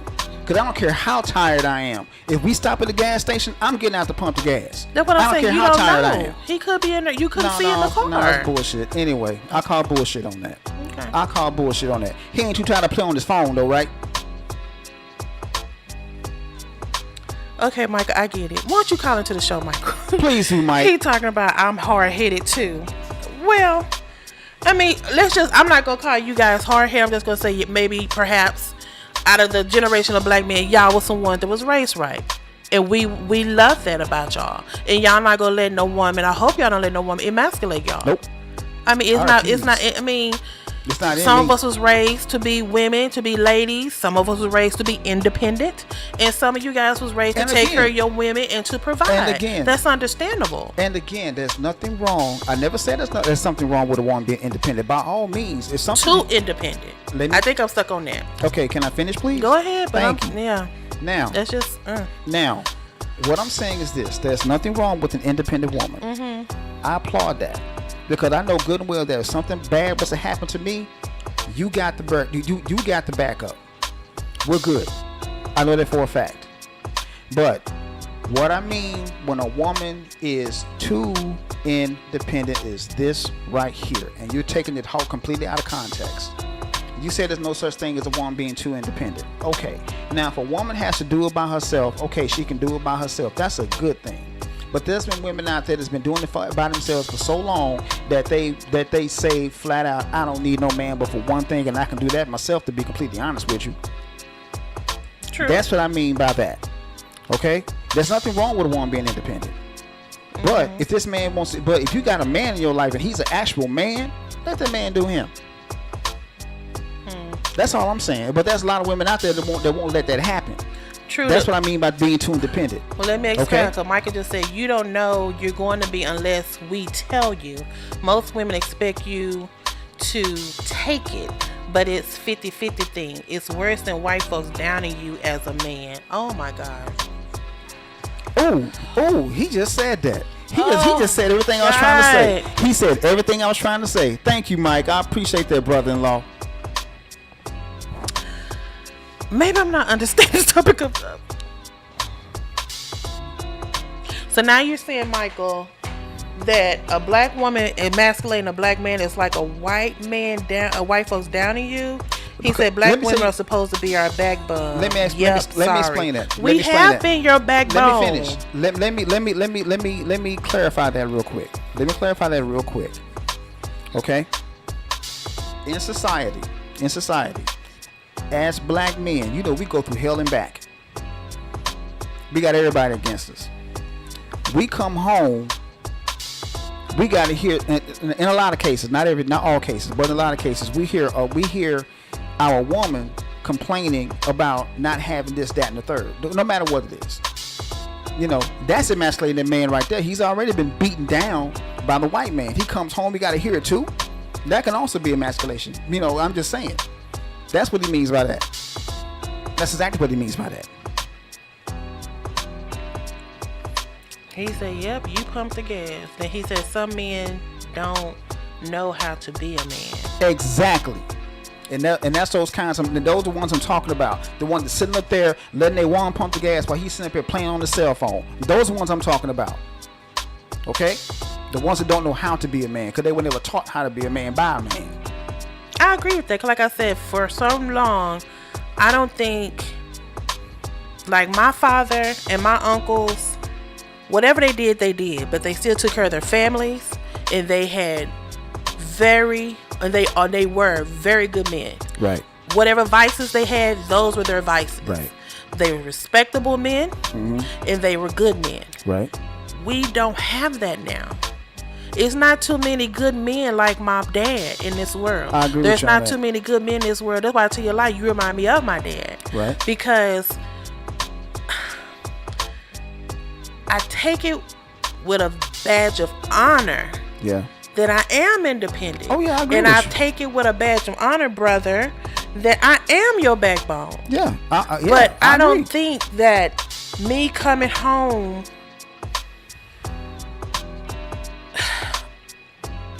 I don't think me coming home or you and I getting into it. I'm trying to say the right words here. Go ahead, say you and I getting into it, and maybe I call you a sorry son of a bitch, or maybe you didn't do something I asked you to do. I'm like, damn, do I have to do everything around here? Why would you take that, quote unquote, for a innuendo of emasculation? Well, some people do. I mean, I'm just saying. How? Because, you know, you remember when you said a while back, use your words. True, but at that time, you should recognize that I am speaking out of anger. If I've asked you over and over and over. But still, you got to use your words. You see it just like I see it. But still, you got to use your words, though. Oh, my gosh. You got to use your words, though. Okay, so this is going to bounce back. I wasn't going to talk about this, but this is bouncing back to what Cam Newton said. Okay. And he was talking about how all these women going around talking about they bad bitches, they got their own, but they don't know how to cook and know how to be quiet. Now, what does that mean? Isn't that emasculations too to the female? You can't emasculate a female. You can't. Yeah, so you tell me I can't be a bad bitch and don't know how to cook? Okay, first of all, you're not a bitch. I'm just saying in general. I know. Damn that. You'll never hear me call myself a bitch. Okay. Now, see, no. And that's the problem. But there are women out there who do that, though, Reggie. You know that. I mean, Sweeper, you know that. Okay, I understand that part. Mm-hmm. I get that part. But here's the thing about that. I disagree with the whole bad bitch mentality. Okay, because if you're such a bad bitch, you should know how to cook. Not all the time. Let me finish. Okay. Let me finish. You're talking about men don't know how to be men. There's a lot of women that don't know how to be women.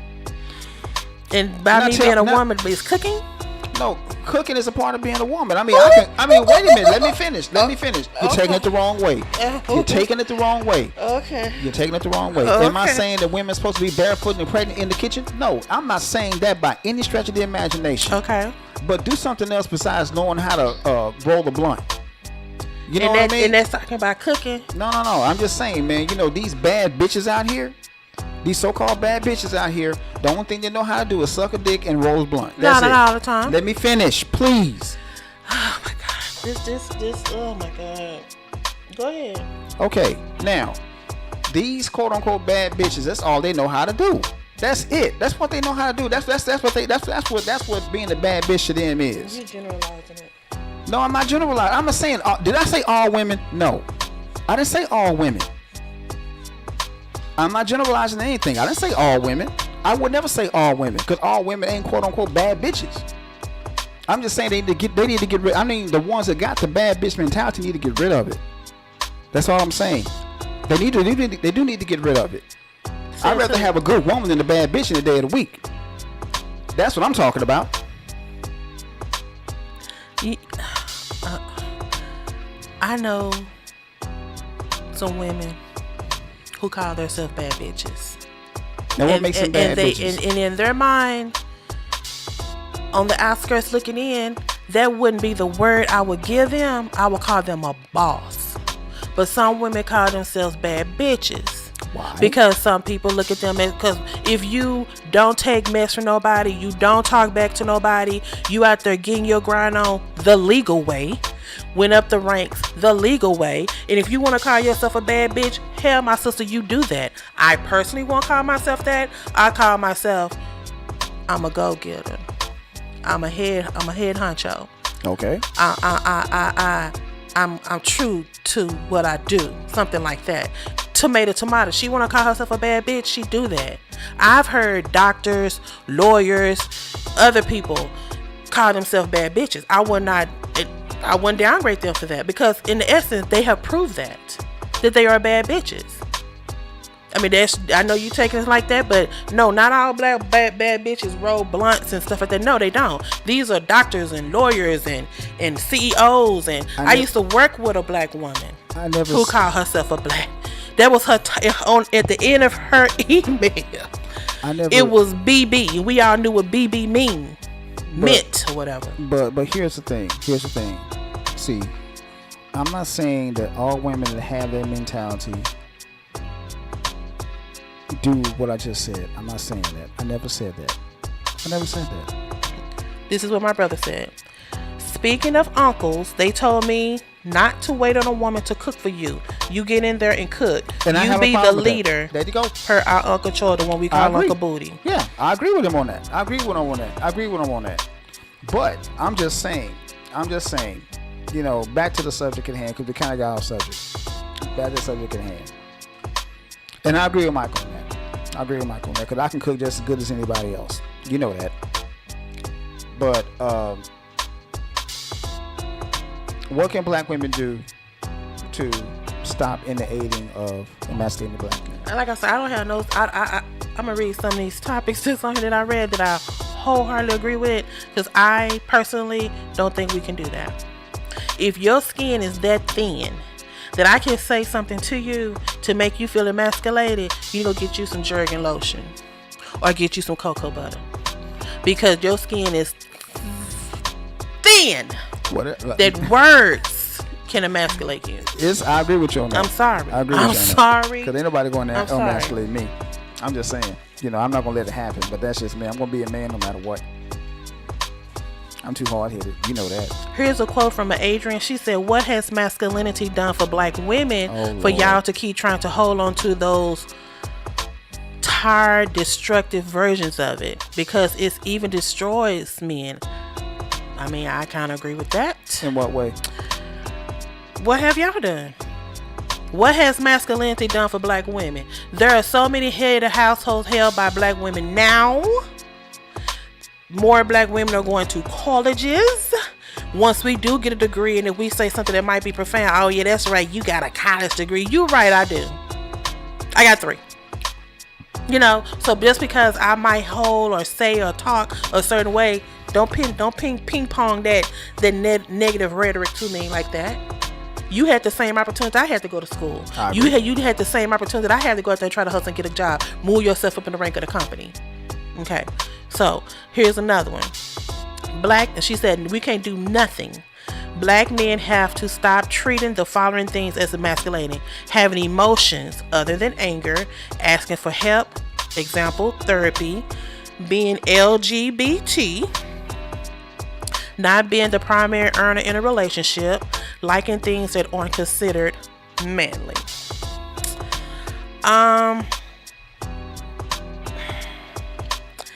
I don't know. I'm just having a hard time with this topic. Like I said, with this topic, with her saying this, and then what Cam said as well. To me, it kind of goes hand in hand. Like, that's his version and this is her version. But to me, I don't think she meant it negatively. I think she was just asking, what can we do? She didn't mean it negatively. Just a lot of people took it that way. But people just took it that way. People just took it that way. Well, thank you, brother. I appreciate that. He said, you are a good woman. Yeah. Love you, little sis. You are that go-getter. Yeah. I'm proud of you. Thank you. Thank you so much. I've always told her that, Mike. Yeah. But I just like I said, y'all know I'm a proud plus size black woman. Christian black woman. Don't forget sexy as hell. Yeah, exactly. But y'all know I can turn up. I take offense to that. I don't think no woman, I'm just not going to talk about black women. I know white people, white women are taught to be submissive and be enduring and be whatever. But like I said, right now we're talking about black women. My black sisters, I'm so proud of us. Yeah, we do have some coons and some clowns and some buffoonery going on in some of us. But a lot of us has come a mighty long way. I agree. And I'm so proud of us. And we just can't stop growing because along the way, some men feel like we emasculating them. I'm sorry. Well, all I got to say about this is, let me just say this real quick. Bottom line, this is just my take on this whole subject. If you're a man, no woman can emasculate you. I don't care how you slice it. If you're a man, no woman can emasculate you, no matter what. But then again, like I said, you got some men out there. Just like I said at the beginning, there are some men out there that will let a woman get to them. It happens. And that's why she asked that question. Yeah. Because there are some men out there that let a woman get to them like that. Me personally, I refuse. Well, she did come back and said, wow, I'm still reading comments. I have two thoughts. Number one, despite all, I will never be fearful of asking any questions. Number two, the black man and woman needs to heal together. We are up against a plethora of odds that are continually stacked against us, but it won't change my love for all of us. There you go. Yeah. Because I've always said this, and I'm not going to sit up here and say that this question is going to drive a wedge between black men and black women. I would never ever say that, because it doesn't. We already, like Michael just said, we already get in the streets from other races, so why should we do this against each other? Exactly my point. See, like I said, this is not going to drive a wedge between black men and black women. What this is going to do, because black men and black women, for the most part, if they're on code, they ride for each other. The book that you put up as a book to read this week? Yeah. How you said Shahrazad Ali. This is a quote from her. If we want a better man, we have to raise a better man. Hello. That's what I just said. Too many households are being raised by women. And like I said last week, yeah, we knew there was some, how you move your hand, Waverly men when we was growing up, but today is so prevalent. And I still say, because it's what they see in the home. If they see a mother and sisters and aunties and grandmother and they pick up their mannerism, that's what they're going to adapt to. I agree with you on that. 100%. I mean, there are exceptions to every rule, because I had a friend named Tony Osborne, God bless his dead. He was a hoe. And I mean that in every sense of the word. Every time you turn around, Tony had a different woman, but everybody thought Tony was gay because he acted feminine. But Tony was very straight. Yeah. He was very straight. I mean, he's the exception to the rule. But you're absolutely right. There's a lot of men. There's a lot of men out there that's raised by women that aren't taught how to be a man by a man. Yeah. Because a woman can't teach a boy how to be a man. That's impossible. I'm sorry, y'all. Yeah, that's what Michael just said. Remember, most men didn't have leadership in their lives. That's exactly it. Not that that's an excuse, right, Michael? You're right. It's not an excuse. It's not an excuse. I mean, because you got, there's always somebody out there you can look up to. I mean, I had several people to look up to, and I didn't have too much of a father figure in my life. I'm just being real. I didn't. I had my grandfather. I had my martial arts instructors. I had a couple of teachers. I had uncles. Come on. I don't know. Like I said, this question has baffled me because it's like I never thought. Like I said, I do know there are some women that does say I don't need a man for anything, live their lives like that. There are some women who do get offended if a man hold the door. I get offended when a man don't hold the door for me. Yeah, she does. Don't open my door. Don't, keep it consistent. Mm-hmm. Don't change up on me, but keep revolving as well. Don't get stagnant. Right. At this point, I hate to put like this, but to each his own. Some of us appreciate it, some of us don't. I agree with you on that. But I don't think it's a topic where we should be saying negative innuendos or connotations toward the different races. Yeah. I agree with you on that 100%. Because like I said, there should never be a wedge because like I said, for the most part, black men need black women and black women need black men, plain and simple. That's the only way we're going to get along is together. We're going to get ahead in this world is together, not apart. Let me say this right quick before we get out of here or before we take calls. Okay, so just say if a black man is being emasculated, he go to another race. She do him the exact same way. And it has happened. What is that? Same thing. Is it emasculation? That's emasculation as well. That's emasculation as well. The only thing that's different is the color of the woman that did it. That's all. Plain and simple. But you don't ever hear about them coming down on white women, Filipino women, Asian women, Mexican women for doing it. And they do it. They do it. I've seen it. Oh, yeah. But they don't get called out on it like a black woman does. Johnny Depp. You decide to go to that race. Right. I agree with you on that point. Johnny Depp is going through that right now. His wife is crazy as hell. She pissed on his pillow and every damn thing. Well, she said he used to do stuff to her, too. I'm not saying there's two sides to every story. I'm just going by what I saw. I'm just going by what I've heard so far. There's two sides to every story. She said he was I'm not saying cuckolicious, too. Hey, it is what it is. That's white they folks. Were I ain't worried about together. them. Exactly. They were crazy together. But anyway, that's them. I ain't worried about them. I'm worried about my people. But anyway, I don't know. This, like I said, the situation with Cam, and like I agree with what Michael said. Cam can't really talk about nobody because let me see what he said about Cam. He said Cam Newton has issues. He can't be dedicated to one team. So kudos for that. I agree with that. So when I heard him talking about it, I logged into the podcast and re-listened to the broadcast, and honestly, I didn't take offense to it because there are some women who know how to cook. There are some women who know how to put something together. Right. I don't think there's not a woman in this world that don't know how to cook. Now, if he talking about trying to be a chef Boyardee with it, no. Okay, that's different. But I'm pretty sure a woman can get you something that'll feed you. She can put something together that you won't go hungry. I really do. Yeah. But I know some of y'all want like Big Mama, but all of us can't be Big Mamas. We can teeter on that line, but some of us have stuff to do. We can't be in the kitchen all day. Like Big Mama used to make fresh pies and fresh pound cakes every day. We can't. We can take out some ground beef and make you some hamburger helper. I agree with you on that. I don't hey, you know what? There's nothing wrong with that. There's nothing wrong with that, especially in this day and age. Being that you have two people to work, sometimes you just don't feel like cooking. I get that part. I understand that. Mike, you don't have to call into the show, man. That's all I got to say about that. Mike just have to call in. Don't worry. He said he's gonna go. He said, "Hey, it was nice to listen to the show. Gotta finish my school. Graduating tomorrow, 25th. All right, so then. Thanks for talking. The good talk, brother-in-law. Stop calling brothers hoes, Reggie." I ain't calling nobody no hoe. Love y'all. Good night. Talk about black privilege if like to know what the people think. Okay, we have. That's one of the shows we're gonna do. But yeah, it's like. Oh, thanks for Michael. Good luck with that. We'll talk about your graduation later. No doubt. Well, thanks for texting in and giving your opinion. But you're right. It's like I don't. If Kim, if you're still listening, I would love for you to call it. I like to get a woman's take on it. And if anybody else, Nash and Leslie, if y'all listening, please call in. Cause maybe it's just me.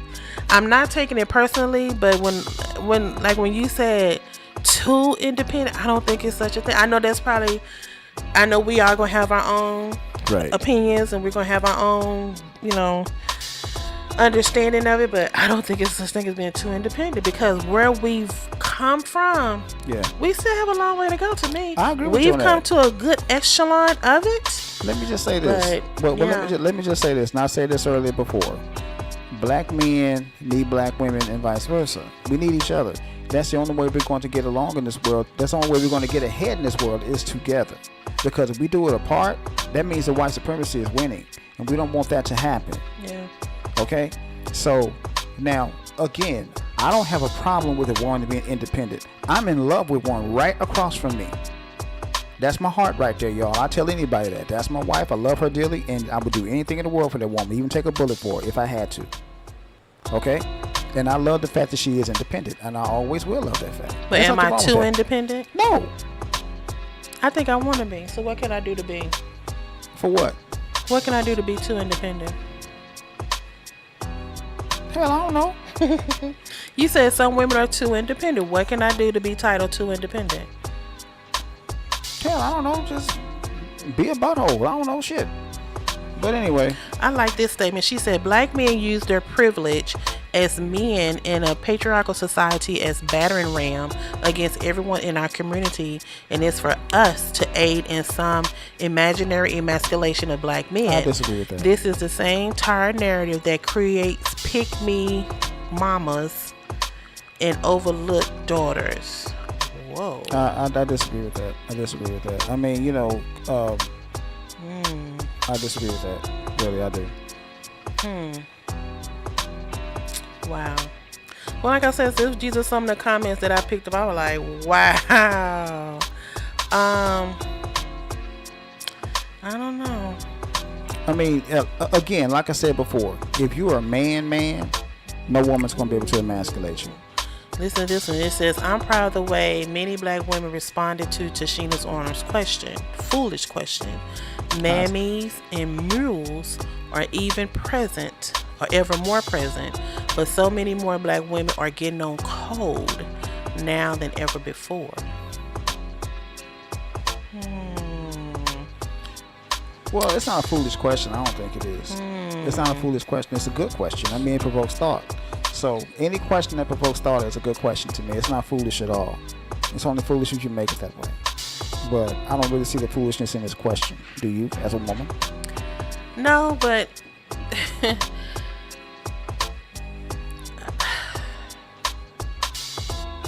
is she looking for something? Is she trying to say, I'm not like that, so pick me? That's kind of what I got from her. Right. Like, I'm not going to emasculate you. I'm gonna be submissive, and I'm going to do what you say, and I'm not going to do you like that, blah, blah, blah, blah.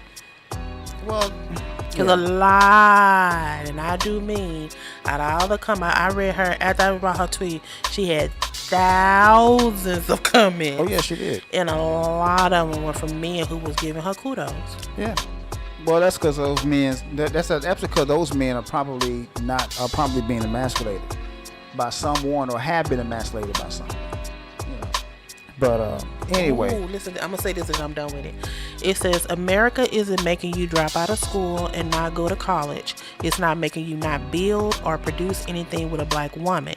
It's not making your neighborhoods unsafe with guns and drugs. It's not making you kill a black woman every 5 hours.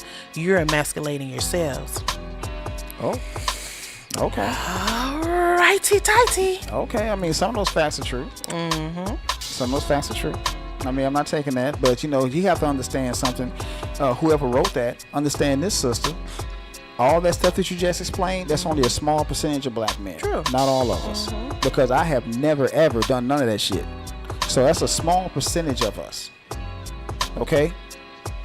Turn the TV off and turn off the hip hop music. That's a small percentage of us. All of us ain't like that, sister. Sorry. You're missing with that one. Try again. But Sweet Pea, for so long,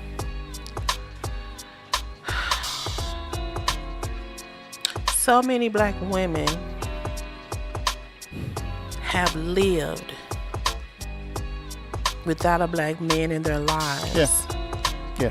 That, I don't know if it's a shell or is it a protective shield that they have put up around themselves, their children, and other important people in their lives, that it might come off as being too independent. Right. Or being, I don't need a man for anything. That's just it. That's because what I'm talking about. we have had to endure so much on our own.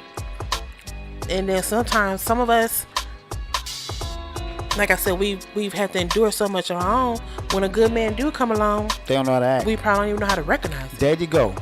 That's what I'm talking not saying, about right I'm there. not saying all women. Like I said, there are some women, like I said, we had to, cause like, I'm gonna use myself for an example.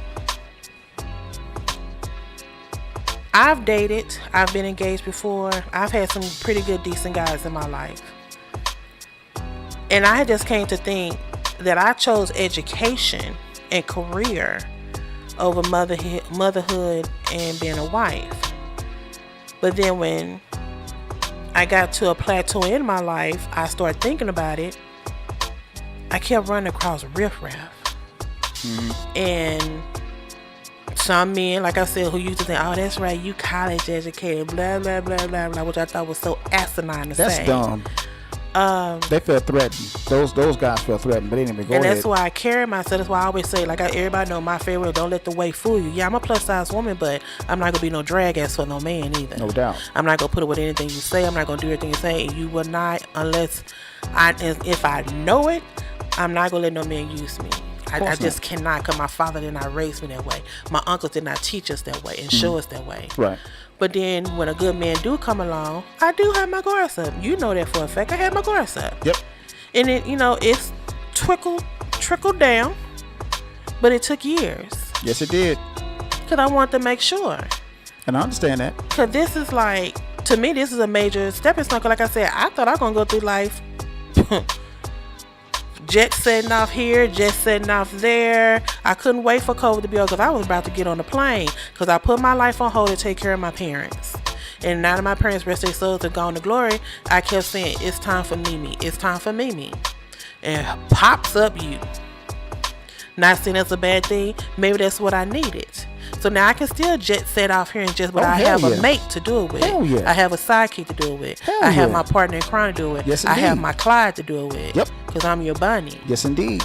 But for a long time, either I was said I was a black bitch, I had a bad attitude, I was gay because they never saw me with no men.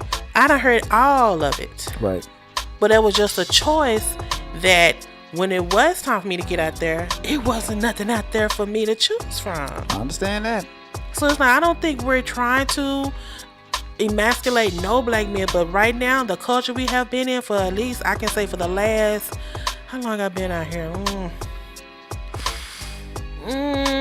15 to 12 years. Yeah. Something in the culture has changed with men. The dynamic has completely changed It has. because, again, the whole, I'm just going to go ahead and say it, the Alphabet Brigade, their agenda is out there and it's being pushed, and we talked about that last week. It's really, really, really being pushed, especially amongst our younger people, but and that doesn't help any either. It don't. That's It why really that's why doesn't. I said I feel so sorry for my nieces, because unless these young men start pulling up their pants and like we was in Walgreens the other night, fuck you motherfucker, this son of a bitch, I suck my nigga. I'm like, do they not? They're not at home. They were walking around in the store talking like that. Yeah. Like they were sitting at home on their couch, pants hanging down to their thighs. Why do you even have them on? Why is the top of your pants stopping at under your butt? Do y'all know what that means? No, they don't. And that's why I say I feel so, I'm not going to say all young men like that, but I feel so sorry for my nieces, because are they going to have anything to choose from? No, not Because very much. I was having a hard time in my age. Not very much. I mean, know? I'm just going to be honest with you, man. I mean, they're not going to have very much to choose from. They're going to have to really look. Yeah. So, I appreciate Tichina's question. It has brought up a good topic of conversation. Yes. But a lot of us, for lack of better words, a lot of us can take accountability for this as well. We as women and men as well. But like I said, I don't think the connotation of whatever somebody want to call themselves, that's what they said. Like I said, I agree with some of the stuff Cam was saying, but majority of it was just malarkey. No, a lot of with you, women, man, a lot of women don't have to cook. Like a lot of men, there are top chefs. There's lots of men that cook. I mean, chefs who are men. I mean, me personally, and I've been through this before, Me personally, if my baby can't cook, I can cook. I can cook for myself. It ain't that big of a deal. I mean, I don't mind that. I really don't. But if the only, I mean, my only thing is this right here. This is what I mean by bad bitches. You know, if the only thing you bring to the table is a big butt and some breasts, okay, you don't bring very much to the table. But some men. Okay, I mean, it's the same deal with a man. If the only thing you bring is some dick and that's it, you don't bring much to the table, bro. Some men only want a big brother and some breasts. I agree with you on that. They want a trophy piece. I agree with you on that. But those are few and far between. I want a good woman on my side, somebody I can build something with. That's what I want, and I got that. I'm good. But, you know, just because she got a big butt and tits, she probably... I'm not saying this. I'm not saying that. Yeah. I'm not saying that. There are exceptions to every rule. I'm not saying everybody with a big butt and some nice breasts are just, you know, bring nothing to the table. But I'm just saying, if that's all you bring to the table, you don't bring very much to the table. That's all I'm saying. So what if I say, let me play devil's advocate. I love playing that. What if I took this question when you asked me in the beginning? I would have said, I don't think nothing about her tweet. I think they need to fight their own battles. What you think I would? What do you think of that? What do you think of that statement? Would I be fair in saying that? Yeah, if that's how you feel. Yeah, that's how you feel. Why would I feel any different about that? That's how you feel about the situation. Cause it's just like my brother said. That mean I ain't got your bag. I'm not your backbone. You can't depend on me for nothing. I won't go that far, but I'm just saying that's just how you feel about the situation. That's all I'm saying. That's what that means. And would you look at me? Would you date me? Would you try to date me? Would I be somebody you consider as a mate? I don't know. That remains to be seen. Like I said, you never know about. I'm saying if you met some woman like that, she told you that. Seen. That remains to be seen. I really can't make a judgment call like that. First, if I met a man, he'd be like, "Look at here, sister. I want to take you out, but I need you to support me, take care of me, give me an allowance." Be like, "Brother, keep stepping." Oh, as you should, as you should, because any man that comes off like that, yeah, kick his ass to the curb. Because he's gonna drag you down along with him. I can be your, no, what you can be is my supporter. That's what I need. I need support. I need 50. I'm not going to be beside you. I'm not going to be behind you. Right by my side. I'm not going to be in front of you. I'm not going to be behind you. I'm going to be right by my you. side. 50-50. This is exactly. And to me, a relationship, not 50-50. A relationship should be 100-100 to me. And if you come to me talking about, well, I can run your bath water and I can paint your toes and I can brush your hair. And what else? Can you pay a bill? My car's broke down. Can you pay for that? I don't know. I guess it's just, like I said, black women have come so far. And like I said, some of us are so, we got that, I don't know if it's a monkey in our back, but any little things. But like I said, we've been doing it for so long that we're just not going to take anything. Just like with me. Like I said, I can honestly say, I'm a part of that club. Like I said, don't let the weight fool you because I'm fat. Cause most fat girls are known for being easy. That's a lie. That's a lie. You can push them over. That's bullshit. Yeah. I call bullshit on that. That's a lie. That's a lie. That's a lie. Yeah. That's a lie. Anyway. You want to open up the phone? Anybody in the chat? Phone lines are open. Let me go ahead and change the splash screen, y'all. Hold on. Let me go ahead and get it up here if I can. You motherfucker, cancel. Sorry about that, y'all. And let me say this, and then I'm gonna be done with this topic. Instead of thinking of men being emasculated, I feel like we as black women if we are going to be the head of our households, please surround your male children with positive role models. Yes, I'm glad you said that. Male role I'm glad models. you said that. Not your cousin that's got a buzz cut. I can't teach him how to be a man. I can't raise a boy. Your sister can't. Your granny can't. None of us with female parts. No, you can't. Can raise a man. No, you can't. A boy, whatever. Phone lines are open. So please give them positive role models in their lives. Yes, positive role models. Not the D boy from down the street, because he ain't positive at all. Okay. Some positive role models. He could have potential, but right now his lifestyle is not safe. His lifestyle ain't safe, y'all. Phone lines open 469-638-3459. You know. That's 469-638-3459. So, by all means, call it was a good topic. It made me think, and I was just like, wow. And I started thinking, have I ever emasculated somebody? I probably have. Like I said, here's the thing about it. I've told many a man. Here's the thing about it. Go on. Here's the thing about it. See, let me just say this about you, babe. I can honestly tell you, you've never tried to emasculate me. Well, thank you. I won't. If I do, call me on it. And if you Call did, if me. you did, I would. If you did, I would. You know, but like I said, you never tried to emasculate me. But them other fools that you emasculated, that probably need to be emasculated, they ain't here no more. Cause they always think that that a woman don't need a man. It's like a man. We would love a man, but we don't need a man. Right, just like men don't need women, but Men still, don't we need women. want a woman. I mean, that's just what we are, you know. And like I said, ladies, and we're gonna talk about this on another show.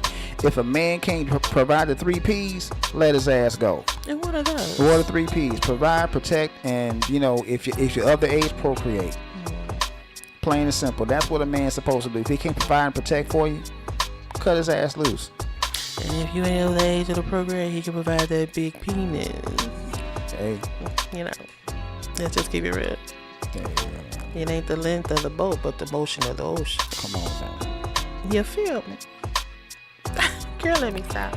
Yeah, she got me blushing over But here. now, seriously though, yeah. Good topic. I hope a lot of people, like I said, she got a lot of backlash, especially, like I said, with some of the comments I read from Black Girl, I was like, ooh, wee. Yeah, she got a lot of backlash. But- But here's the thing. She asked another question, which was directed towards the fellas.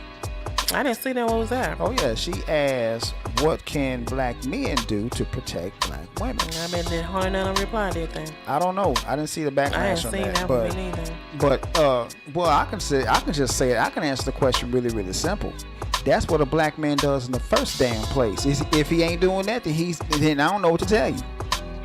That's the one thing. That was one of the first lessons my grandfather told me, was to protect the women in your family. Protect the woman in your life.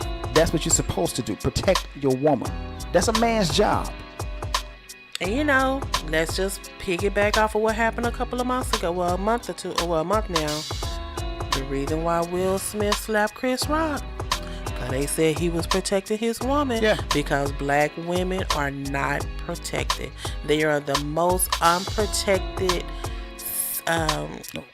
race of women in the world. Yep. So, I protect mine. I don't give a damn. all day, every day. You damn straight. I protects mine. So, you know, she ain't got nothing to worry about. I think she knows that too. So, you know, she good. But anyway, yeah. This was a good subject though, man. It was. It really was. It really was. I hate that it had the some of the negative backlash that it got, but sometimes it was, like I said, it was a good topic to talk about too, because you never know people's thoughts about stuff like that. Right. I mean, you know, and that's the way it should be. I mean, you know, we're not going to, I mean, even though I love this woman across from me, we're not going to agree on everything all the time. No, That's just the way it is. Yeah. You know, just like she ain't agree with everything that I say every all the time. That's just the way it is. It happens. You know, you're going to have differences of opinion, but don't let that split you apart. You know, there's that. I don't understand what he meant by know when to be quiet. I wish Cam Newton, can you call into the I wish he would. Because I would love to know But, what he mean by you that. know, 'Cause I've had it to, like he said, I always cut you off. I got a bad habit. I'm trying to work on that too, but I don't think be quiet. Well, here's the thing about well, this is just my take on that. This is my take on that. Now, when he said be quiet, I'm thinking, this is what I'm thinking now. I'm thinking he meant let the man speak and let the man express his opinion. That's what I'm thinking. I mean, not just shut up and be silent because I don't, no. And then he said, You don't want to run over a woman. now, woman for me is handling her own, but knowing how to cater to a man's needs. A woman is going to know how to cater to a man if she's a good woman, plain and simple. Now, I don't know what kind of women he's bumping into. I know, right? I'm just saying. You got any ideas, babe? From what I've seen that he's had children with, Yeah.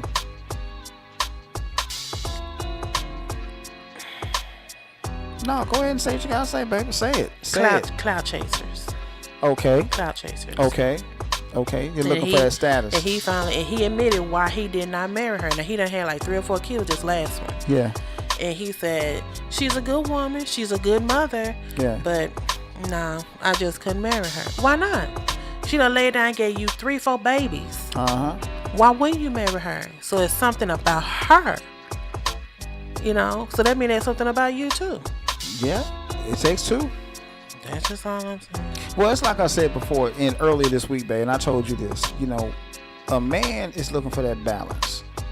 Okay? That's what a man looks for in a woman. It doesn't have anything to do with how she looks or none of that stuff. It has to do with that man and that woman giving each other that balance. And like I said, you give me that balance. That's why, like I said, I haven't been happier. I'm just being honest with you. I have not been happier because you give me that balance. See, and that's what I'm missing. And that's what I was missing this whole time. I was missing that damn balance. You give me that balance. You balance me out. And that's what it's supposed to be. And that's the way it's supposed to be. The yin and yang thing, you know, light and dark. You're supposed to balance each other out. And so if that woman doesn't balance a man out, and if that man don't balance that woman out, y'all will be together for a little bit. You may even have a few children out of it. But you're not going to stay together. Case in point, that's what's going on with him. Even though she had children for him, she didn't balance him out, and that was the problem. Even though she might be a good woman, but she didn't balance him out, and that was the problem. Well, he said he believed women should cook, be quiet, cater to their husband's every need, and not be a boss chick. Huh? Oh, he wants a slave then. If I say he wants a cloud chaser who just sit there and be like, okay, Cam, whatever, okay, Cam, yeah, whatever, or who just out there just trying to look good on his arm and stuff exactly. like that. That's exactly it. That's what he wants. That's what he wants. No. So, you know, because so many women have done that before and they end up with nothing. Shout out to the movie Waiting to Exhale. Is it Waiting to Exhale? Where he came into her, I'm leaving you for a white woman, and left her with nothing. And she stood right by his side, built him up, got him a prestigious career. And in the end, she was left without nothing. Then she went to court, sued him, then she got everything. So, you know. Well, he cut his own throat then. I don't know. He cut his own throat. I just wish there were. I mean, I did read a study the other day. I think I said this on the last show, the last podcast, that the marriage rate or either two-parent households, I don't know if they're married or not, has increased a lot. So black children are being raised by two-parent households. And that's a good thing. In the African-American community. And that's a good thing. Yeah. That's a good thing. That's a really good thing because for the longest time, you know, black women were the most head of the household. The most head of the household because they were single mothers out there. Yes. And that's why I say a lot of them be like, I've been doing this on my own. I don't need a man come here trying to tell me how to do nothing. Exactly. And you know, and you know, for lack of better words, I can understand that. I can understand that. I mean, I can empathize with that. Like I said, I can empathize with that. My mother was technically a single mother herself. You know, she pretty much raised me and my sister. So, with that said, yeah, I get that part. Yeah. So. All right, so we don't have no calls today. No calls for the day, man. I guess because we started kind of late, but it was my fault, y'all. I forgot to get the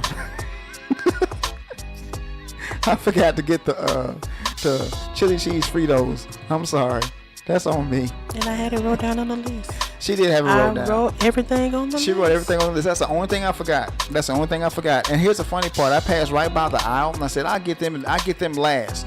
And I got everything else, and that's the last thing that was on the list that I didn't get. I tell them all the time, you don't pay attention. I was paying attention. I just wasn't paying attention very well. That's the difference. Tomato. Well, all right, but as always, guys, please email us or call us and let us know of any topics you would like to talk about. Tell a friend. Hit the subscribe button. Yep, hit them likes. And always get notified when we are going live. Oh, yeah. But this was a really, really, really good subject. 50th show was a top dog show. I love it. Oh, man, yeah. That 50th, man. And shout out to my brother for texting in. Good looking out, Mike. I wish you would have called in, though. But, you know, I understand you got stuff to do. I get that part. He's shy. I get that real part. Shy. He ain't shy. He ain't shy at all. But again, congratulations, bro. Yeah, man. On your graduations tomorrow, and go and get that last bit of your homework done, and you'll be a graduate tomorrow. So kudos to you. Yes, indeed. All right, sir. So you want to wrap it up? Yeah. Let's go ahead and wrap this thing up, man. You know, like I said, we had a really good show. We always have good shows. Absolutely. Man. We always have good shows. So, you know. So 50 down, 50 to go. Yes, and indeed, counting. man. Come on, man. I'm loving it. 50 shows, y'all. That's a lot, man. It is. Especially since we just started. And I guess next week, you want to talk about the subject that Mike brought up? Absolutely. That's a really good one. Because it's becoming prevalent. Everybody's wondering. Yeah, everybody's definitely wondering because you got the midterm elections coming up, y'all. 197 days. How do I know that? Because I keep up with it. She keeps up with that. But, Yeah. now, I can honestly tell you this. There are a few candidates out there that are talking about what the grassroots FBA people want to talk about, and that's reparations and getting something done in the black community. Mm-hmm. And I am all for that at the grassroots level. Now, I want to tell everybody out there, if you're going to vote, don't vote Democrat, don't vote Republican, vote black. To all my FBA brethren out there, to all my FBA brothers and sisters out there, don't vote Democrat, don't vote Republican, vote black. And what I mean by that is this right here. Whoever has an agenda for foundational black Americans, that's who you go for. No matter what party, forget the party bullshit, because like both parties are two different fangs on the same snake. Plain and simple. Vote black. Always. Okay? Yeah, because now, they Biden's used to numbers are going down. They used to tell us to vote Democrat. Democrats not looking. They ain't the lick, looking man. good at all. They ain't the lick right now because because Biden's numbers are down. And then some people don't even want to vote Republican because that's affiliated with Trump. So I guess we all gonna be conservatives. Like I said, babe. Independent. Like I said, don't vote Democrat or Republican, vote black. I mean, whoever is talking about a black agenda, that's who you need to go with. So if that's most on the Republicans, go vote If Republican. the Republicans are, vote Republican. If the That's Democrats right. are, vote Democrat. I don't care who it is. Put a black agenda out there. You gonna give us some reparations? Cool, let's do that. Well, they'll do that to get voted. Oh no, I mean saying, I ain't saying I ain't gonna fall for the okie doke. We fell for that bullshit before. We fell for it several times before. Hell yeah. So, and black people are leery of that now. I mean, the same thing that Malcolm preached all those years ago, people are starting to smell the coffee now. So, It's time. oh, it's about time, man. It's about time. So we'll talk about that next week, y'all. But anyway, we're going to go ahead and wrap this thing up because I want some ice cream. Yeah. You crazy. I do want some ice cream. But anyway, we gonna go ahead and leave, y'all. We'll see y'all next week. All right. I'm Reggio. And I am Mimi the Lady. And we out. Bye.